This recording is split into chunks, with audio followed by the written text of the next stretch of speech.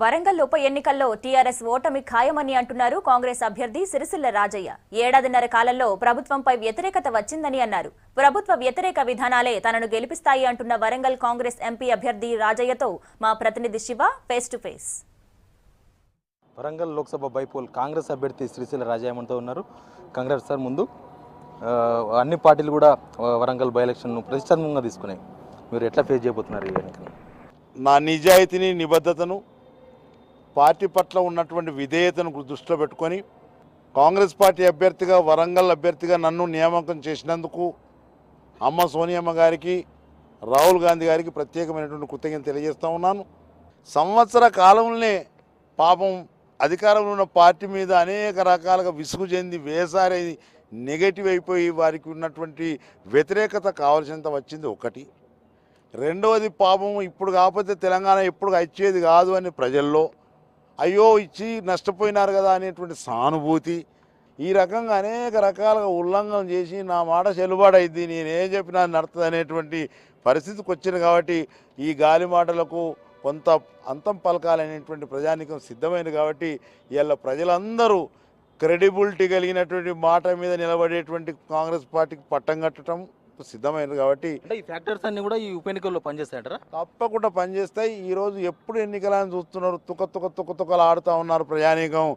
ఎన్నికలు రాగానే గుద్ది కాంగ్రెస్ పార్టీ అభ్యర్థిని గెలిపిస్తారు అనేటువంటి విశ్వాసాన్ని పూర్తిగా తెలియజేస్తూ ఉన్నాను. కాంగ్రెస్ పార్టీని దీవించి ఆశీర్వదించి మరి పార్లమెంట్ అభ్యర్థిగా వరంగల్ నుంచి నన్ను గెలిపించి భారీ మెజార్టీతో గెలిపించి పంపించి అమ్మ సోనియమ్మ గారికి కృతజ్ఞతలు తెలియజేసుకోవాల్సడానికి సిద్ధంగా ఉన్నారు అనేటువంటి మాట తెలియజేసుకుంటూ, ఏమన్నా చిన్న పొరపాటు నాకు ఇచ్చిన కాలం 5 సంవత్సరాలు, 5 సంవత్సరాలలో ఏదైనా చిన్న పొరపాట్లు తప్పులు జరుగుండొచ్చు, తెలియక కొత్తగా రాజకీయ రంగంలోకి వచ్చిన కాబట్టి పెద్ద మనసుతో మన్నించి దీవించి గెలిపించి అమ్మ సోనియమ్మకు మరి కానుక పంపాల్సిందిగా విజ్ఞప్తి చేస్తాం. మీ అభ్యర్థిగా, కాంగ్రెస్ అభ్యర్థిగా మీ ప్రకటన తర్వాత టీఆర్ఎస్ నుంచి ఒక రకమైన వాదన అప్పుడే మొదలైంది. అసలు వీళ్ళందరూ ఎవరు మాకు పోటీ కాదు, కేవలం టీఆర్ఎస్ గెలవడం ఖాయమైపోయింది, మెజార్టీ మాత్రమే చూడాల్సిందని చెప్తున్నారు. దీని ఎట్లా చూస్తారు?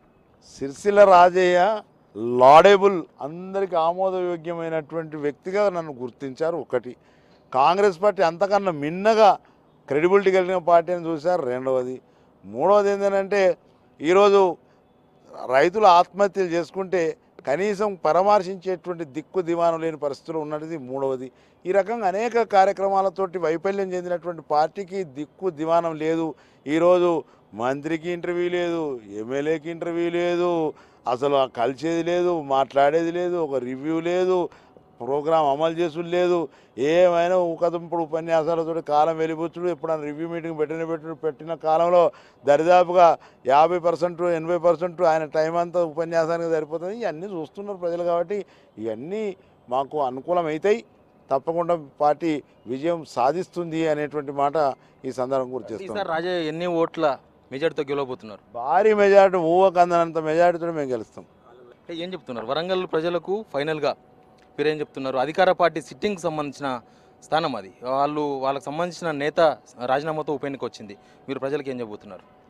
ఇది రాజీనామా చేసినటువంటి ఎన్నిక, అది అనివార్యమైన ఎన్నిక కాదు, లేకుంటే అవసరమైన ఎన్నిక కాదని నేను ఇంతవరకు చెప్పిన. కావాలని ఆహ్వానించిన ఎన్నిక, రాజసూయ యాగాన్ని తలపించినట్టు చేసిన ఎన్నిక. కాబట్టి ప్రజలు గమనిస్తున్నారు. తప్పకుండా ఇది కాంగ్రెస్ పార్టీ వైపున చూస్తూ ఉన్నారు అనేటువంటి మాట తెలియజేస్తుంది. ఇది రాజయ్య మనసులో మాట. ముఖ్యంగా అధికార పార్టీ వాంటెడ్గా ఉప ఎన్నికను తెచ్చింది. ఇది ప్రజలు కోరుకున్న ఎన్నిక కాదు, ప్రభుత్వ వ్యతిరేకత గెలిపిస్తుందని రాజయ్య చెప్తున్నారు. కానీ అక్కడ స్థానికంగా ఉండే సమస్యలు కావచ్చు, స్థానికంగా ఉండే రాజకీయాలు రాజయ్యకి ఎంతవరకు అనుకూలిస్తాయి, ఎంతవరకు రాజయ్య అనుకున్నట్టుగా భారీ మెజార్టీతో గెలవబోతున్నారు వేసి చూద్దాం. కెమెరామెన్ శ్యామ్తో శివారెడ్డి, V6 న్యూస్, హైదరాబాద్.